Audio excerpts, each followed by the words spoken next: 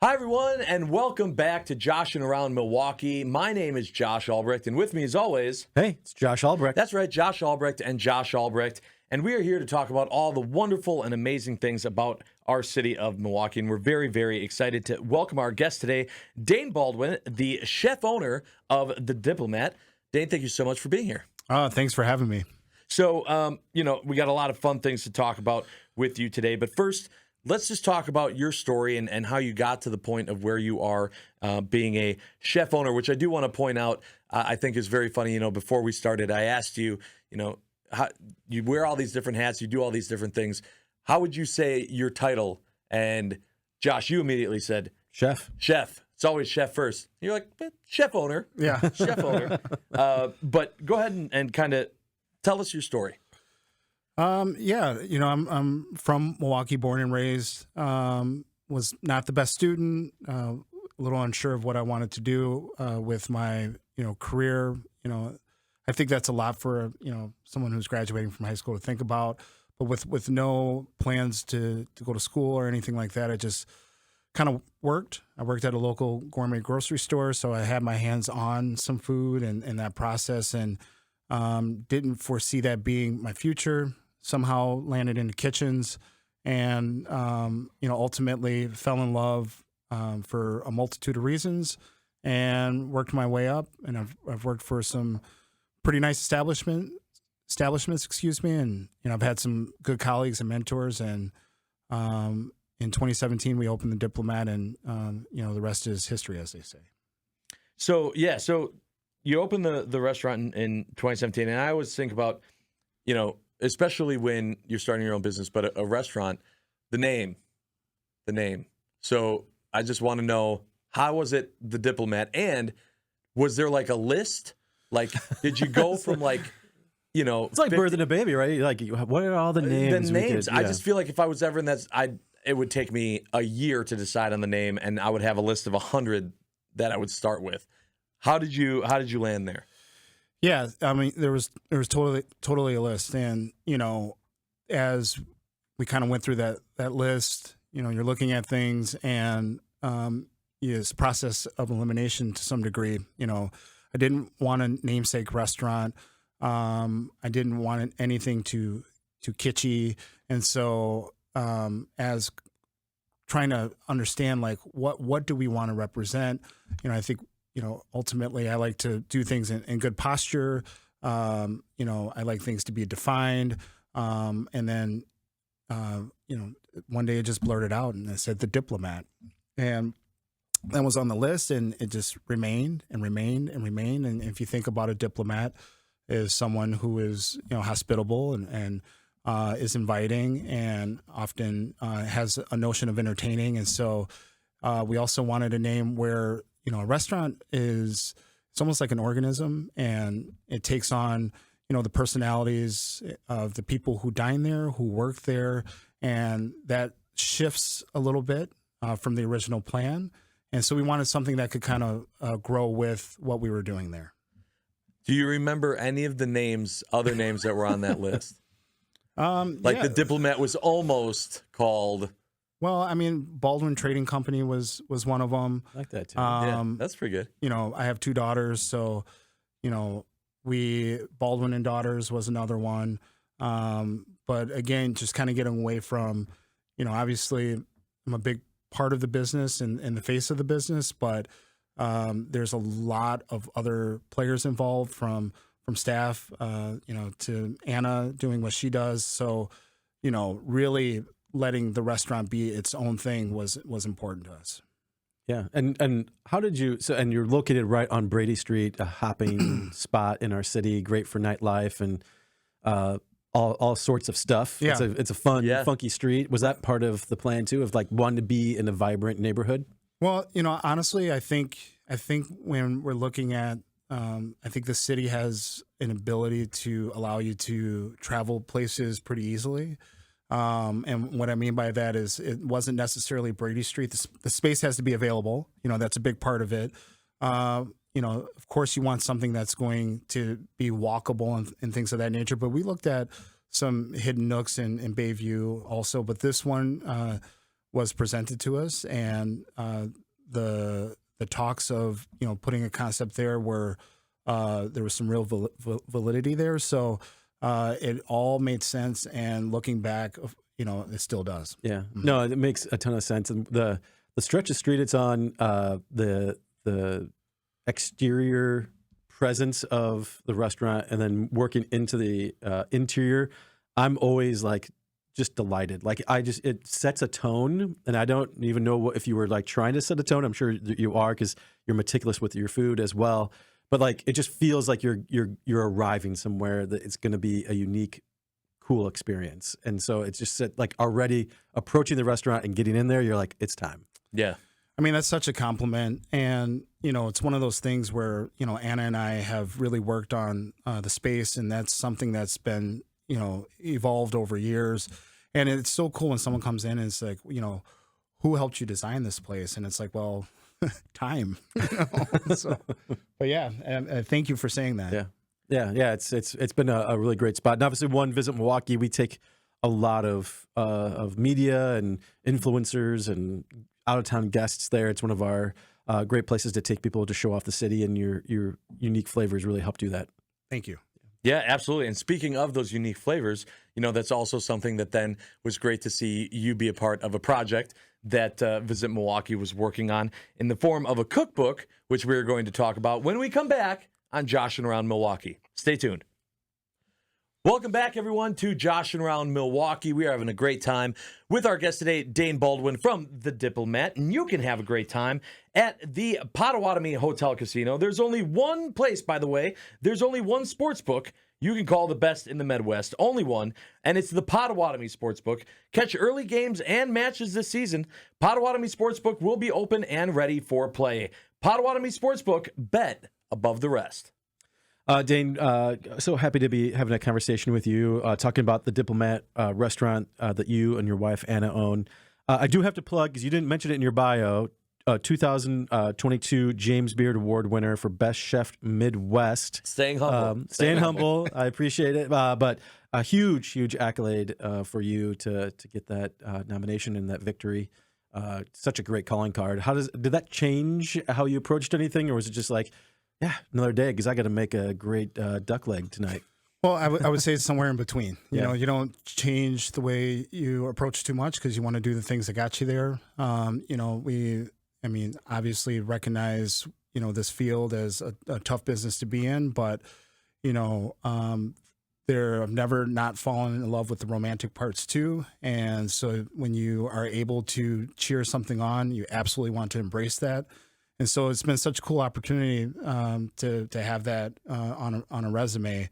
It was a thrilling moment for us. Yeah, I'm sure. Like, such a great honor. And then right after that, Visit Milwaukee and all of our community partners were able to bring Top Chef to the city and to the state, and it was basically a no-brainer that you would be featured on that, and you got to be in a couple episodes as a guest judge and take part in the filming. What was that experience like for you? Oh my goodness. I mean, it's, first of all, I haven't watched every season, but have historically been a fan of the show, and to kind of see the inner workings of the validity of what they do was pretty cool to walk away from. To rub elbows with people like Tom Colicchio. That's never gonna not be an awesome day, right? So it was quite the experience, and I'm so happy I was able to participate. Yeah, it was such a great thing for the city to showcase all the great restaurants that were featured, all the great chefs that got to be included. Encourage everybody to watch it. I have told you this before. One of the greatest things I've ever eaten in my life, and all of my travels and all of the places I've lived and gone, we had a special dinner with some of the Top Chef representatives at the Diplomat. And you finished the dinner with a pork ossobuco that I literally think about once a week.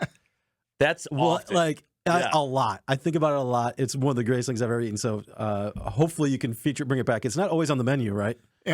Honestly, we haven't put that on the menu. That was a special dish for that night, and it's a little bit of a time capsule. Maybe for New Year's Eve or something. I think the point of this is the whole reason why this interview is for me to talk you into the pork ossobuco. Really needs that back. You have no idea. So but It's not even on the menu. He's not even perfecting it every day. So if you want, so go there because you can. I will say, okay, on the menu, the Diplomat burger. Yeah. Yep. That one of the best burgers you can get around. And this is an area known for great burgers, right? We're like Wisconsin, Milwaukee. We know burgers. You could get the Diplomat. That is on the menu. That's another one of the greatest things I've Day in, day out. And then, so you have all these accolades, and then just how great is it and how honored are we at Visit Milwaukee to be able to then have you be featured in the Milwaukee Flavor Cookbook. And you had 2 recipes in there, which is awesome. Can you tell us about what those were and kind of what went into those? Yeah, so I did a Caesar salad, and I also did what we called a market and larder salad that we served with tomato sauce. And so, in thinking about the Caesar, I think there are certain things, and thanks for mentioning the Diplomat, because I think some things just become maybe take it for granted. Caesar salad should not be one of them. It's a classic, and it's classic for a reason. And I think if you respect the notion of, using great ingredients and looking to balance flavors with something that's tried and true, you're going to knock it out of the park. And every restaurant, for whatever reason I've worked in, has had a Caesar salad. And I wanted to do my version of it. And I think it's something that we represent very well. And of course, it's my recipe, our restaurant, and I think it's the best one I've ever made, and that makes me happy. And it's really cool to have the opportunity to show, any cooks who are making that some of the tenets of that salad and why we do it a certain way here. The croutons. Yeah. See, okay. No. Have you had their Caesar salad? I haven't had this Caesar salad. The crouton, there's moments in your life where you eat something and you're like, I might cry. Yeah, that's the crouton. That's the croutons. See, this is what my favorite thing. Okay, so huge fan of food. Okay, but I can make a Caesar salad. It's not a Caesar salad in comparison to when someone like Dane, like you focus in on a Caesar salad. Like you said, Josh, it's a life-changing difference between a Caesar salad you're thinking of if you're listening to this right now and this type of Caesar salad. Well, I think that's really cool you should mention the croutons, because the croutons come from a sourdough that we make in-house that we're very proud of. And then we cook them to order.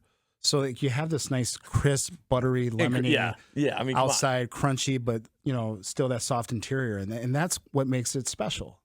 Just that one little pivot. Yeah, just a little extra care, a little extra flavor. Goes a long way.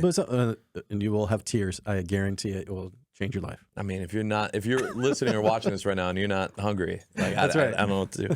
And then what about the other one too? The market larder salad. So the market larder salad, again, I love tomato sauce, and it's typically served with veal, but it is also a nice dipping sauce for vegetables, I think. And in putting together something where we have these, amazing farmers markets here, but also I think there is opportunity to use some really great canned goods also in some of your cuisines. So kind of putting those two notions together, that's how we came up with the market and larder salad, and just thought tomato was the perfect backdrop. Yeah. Well, it's wonderful, of course. The cookbook is available right now. Yeah, available for sale. Boswell Books is the easiest, best place in the city of Milwaukee to get it. You can get more information at visitmilwaukee.org, and some of the other restaurants, 50-some plus chefs in the area who are all a part of it. Many who've probably cooked alongside you in your place or in their restaurants, because it's such a tight-knit community. So I really think that's what the cookbook shows about our city, is that all of these great chefs from all across the city came together and said, we want to make this thing together. And that's really magical for me. I mean, there's no doubt, and that's not lost on me. And then, we received our copy of the cookbook, and we were so excited. And, as we shared it with, some of the staff members, and, it's really cool to watch them open up and look at people that they've worked for or worked with, and share stories about, their time there and things of that nature. So it really is a very cool project. It really is something that is encompassing in a lot of ways, and we're just excited to be part of it. So thanks. Yeah, thank you. And we have more coming up with chef owner Dane Baldwin on Joshing Around Milwaukee right after this. Stay tuned. Welcome back, everyone, to Joshing Around Milwaukee. We're having a great time with Dane Baldwin, chef owner of the Diplomat. And Dane, listen, we got to get back to the meat and potatoes of the conversation. See what I did there?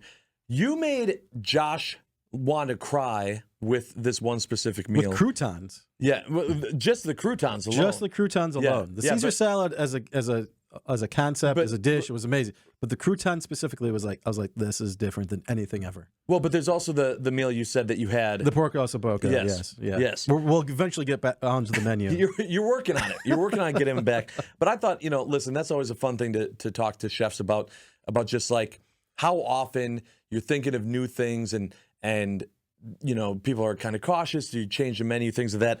But just talk to me, being a chef and the chef owner, of kind of the menu that you guys have, and how often you think about, oh, should we bring this back? Should we add something else to the menu? Talk me through that process.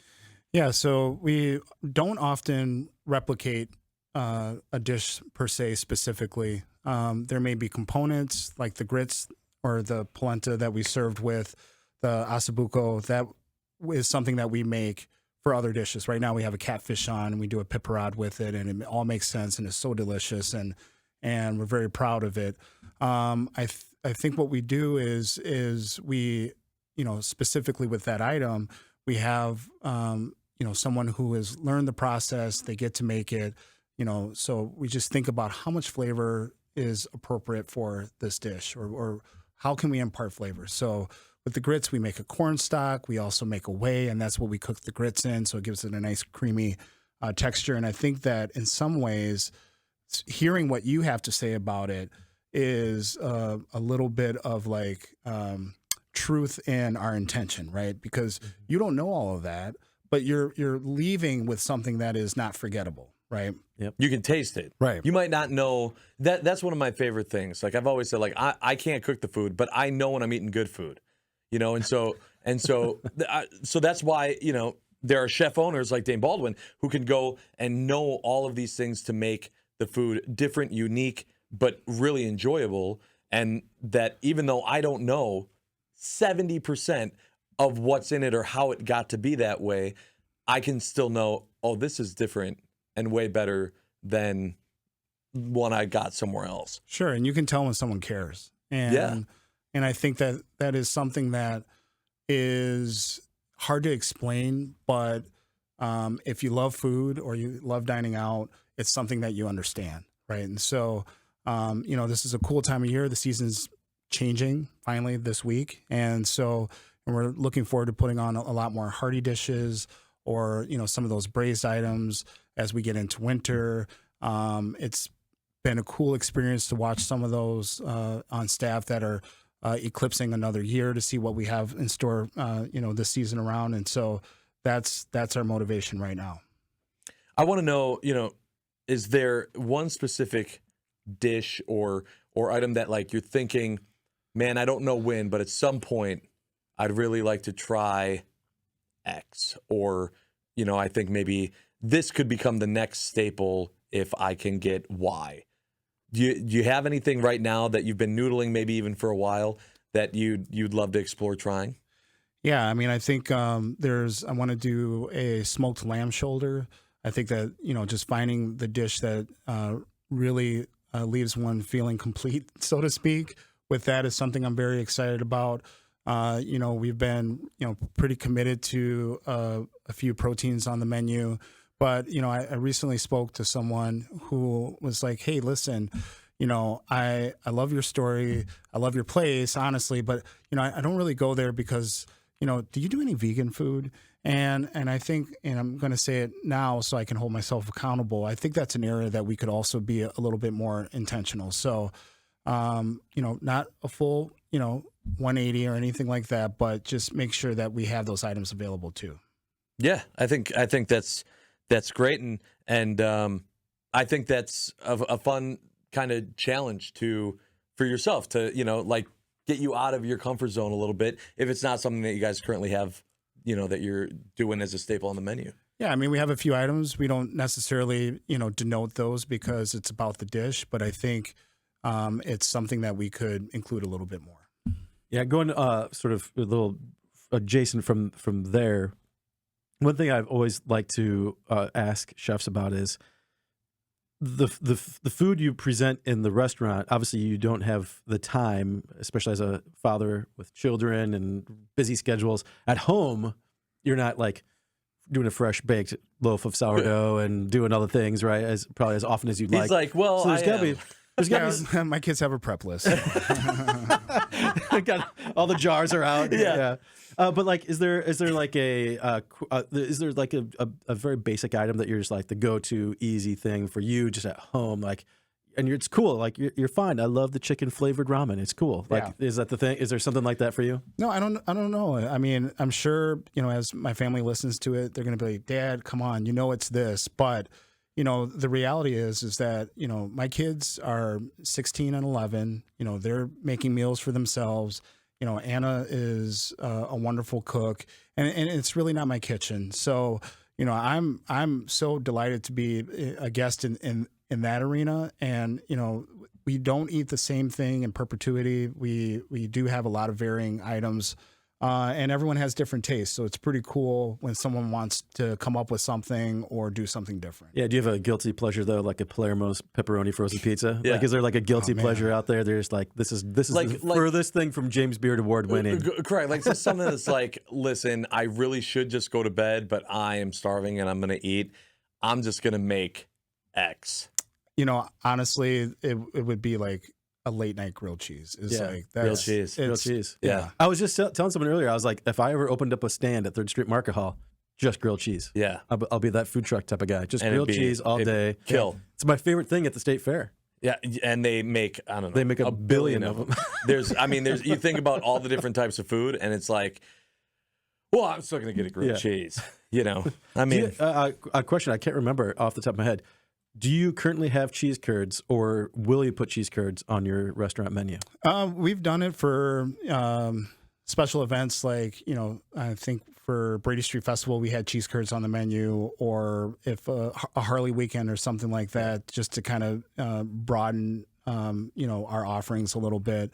But we don't have any current plans to put cheese curds on. Honestly, a fun fact, I learned how to prepare cheese curds for frying at this restaurant. Wow. From one of my sous chefs taught me. Of all the years in the industry, yep, in Milwaukee, yep. That's crazy. Had never came up to where you had to make it at another restaurant. You gotta learn. That's amazing. I love it. I'm waiting for that's the challenge. I want like a unique cheese curd. I don't know, somehow making it like Diplomat unique cheese curds on the menu. Promote the heck out of that. I think the cheese curd has been perfected, so I don't think there's much I can do to it. Cannot be. There's always something new, something to change about it. Well, thank you so much, Dane, for coming on and talking to us about not only just Diplomat, but your story and the industry in general. We really appreciate it. Thank you so much for having me. Yeah, thanks. Awesome. And thank you so much, everyone, for listening to this episode of Joshing Around Milwaukee. For more information, of course, go to visitmilwaukee.org. All right, everyone, if you're seeing this segment of Joshing Around Milwaukee, it is because you have been watching or listening on one of Visit Milwaukee's social media platforms, and we very much appreciate you doing so. We're having a great time here with Dane Baldwin, the chef owner of the Diplomat. And Dane, this is the segment of Joshing Around where the pressure's on. Josh asks a question. Time's up. No more thinking about it. Josh, take it away.